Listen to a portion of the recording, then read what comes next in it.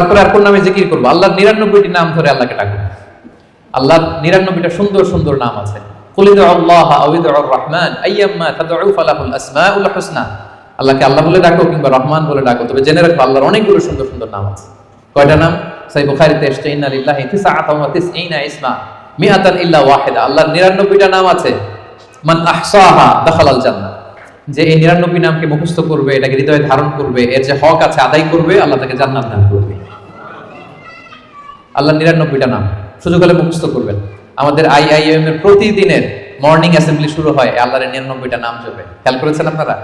হ্যাঁ, একটা নাশিদের সুরে পড়ে সকালবেলা, নাকি ঘুমিয়ে থাকেন ওই টাইমে আপনারা? সকালবেলা 8টার দিকে, মোস্ট লাইকলি 8টার দিকে যখন দোয়া করে আমাদের মর্নিং অ্যাসেম্বলি শুরু হয় ইউআইতে, সেই তো আমি 13 সাল থেকে শুনতেছি আল্লাহর 99টা নাম জপে তারপরে officially the starting of the day এখানে হয়। আলহামদুলিল্লাহ। তো আল্লাহর নামগুলো ধরে যেন আমরা আল্লাহকে ডাকি। ইয়া আল্লাহ, ইয়া রহমান, ইয়া রহিম, ইয়া হাইয়্যু, ইয়া কাইয়্যুম। এভাবে আল্লাহকে ডাকলে আল্লাহ তাআলা বড় খুশি হন। এবং হাদিসে এসেছে আর রহমান আর রহিম এবং হাইয়্যু আর আল কাইয়্যুম এই নামগুলোকে ইসমে আজম বলা হয়েছে। এক সাহাবী এভাবে ইয়া হাইয়্যু, ইয়া কাইয়্যুম, ইয়া রহমান, রহিম বলে দোয়া করছে। এই দোয়া রাসূল সাল্লাল্লাহু আলাইহি ওয়াসাল্লাম শুনে বললেন, ওর দোয়া তো আছে, কবুল হয়ে যাবে, কারণ সে ইসমে আজম ধরে ধরে দোয়া করছে। সুবহানাল্লাহ ওয়া বিহামদিহি। ইসমে আজম হচ্ছে এমন আল্লাহর নাম, ইদা দুইয়া বিহি আজাবা। আল্লাহ এটা দিয়ে আল্লাহকে ডাকলে আল্লাহ ডাকে সাড়া দেয়। ওয়া ইদা সুইলা বিহি আ'তা। এই নামের বদৌলতে আল্লাহর কাছে কিছু চাইলে আল্লাহ দিয়ে দেয়। তাহলে এই নামগুলো ধরে আমরা আল্লাহ তাআলাকে ডাকতে পারি। কি বলেন? আল্লাহর 99টা নাম আমরা যেন মুখস্থ করি। সব শেষে বলবো আযকারুস সাবাহি ওয়াল মাসা। যেহেতু আমি যে আয়াত দিয়ে শুরু করেছিলাম সেই আয়াতের শেষে আল্লাহ বলেছেন ওয়াসাব্বিহুহু বুকরাতাও ওয়া আসীলা। তোমরা বেশি বেশি আল্লাহকে স্মরণ করো আর সকাল সন্ধ্যা আল্লাহর মহিমা, আল্লাহর প্রশংসা, আল্লাহর গ্লোরি এটাকে তোমরা বর্ণনা করো। আল্লাহর প্রশংসা, আল্লাহর মহিমা বর্ণনা করো সকাল সন্ধ্যা। সবসময় তো করবোই, বিশেষ করে সকাল সন্ধ্যা। এবং রাসূল সাল্লাল্লাহু আলাইহি ওয়াসাল্লাম ফজরের সালাতের পরে, মাগরিবের সালাতের পরে লম্বা তাসবিহ পড়তেন।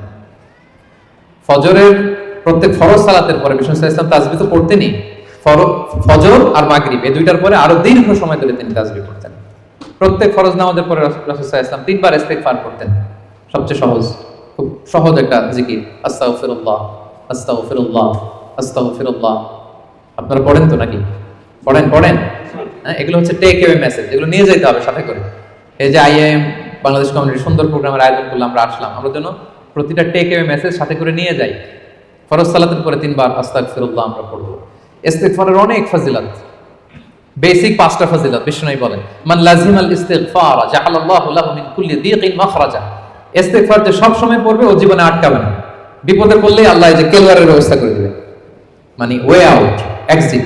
আপনি আটকাবেন না, আল্লাহ আপনাকে ওয়ে আউটের ব্যবস্থা করে দিবে। অমিন কুল্লি হাম্মিন ফারাজা। দুশ্চিন্তা থাকবে না আপনার জীবনে, অ্যাংজাইটি থাকবে না, চিন্তা মুক্ত করবেন। 2টা গেল। ওয়ারযুকু মিন হাইসু লা ইয়াহতাসিব। এমন জায়গা থেকে আল্লাহ রিজিকের ব্যবস্থা করে দিবেন আপনাকে, আপনি কল্পনাও করতে পারবেন না। 4 নাম্বার, আল্লাহর পক্ষ থেকে বড় আযাব গজব কখন আপনাকে স্পর্শ করবে না। ওয়া মা কানা আল্লাহু মুআযিবাহুম ওয়া হুম ইস্তাগফিরুন। আমার বান্দারা যতক্ষণ ইস্তিগফার করে কোনো আযাব তাকে স্পর্শ করবে না। 5 নাম্বার, যে সব সময় ইস্তিগফার, উঠতে বসতে সবটাতে ইস্তিগফার করে, করতে করতে এক পর্যায়ে এই ব্যক্তি মুস্তাজাবুদ দাওয়াতে উন্নীত হয়ে যায়। মুস্তাজাবুদ দাওয়া মানে এমন ব্যক্তি যে দোয়া করতে দেরি হয়, ওই দোয়া কবুল হতে দেরি হয়, হাত তুলতে দেরি আল্লাহ কবুল করে ফেলে।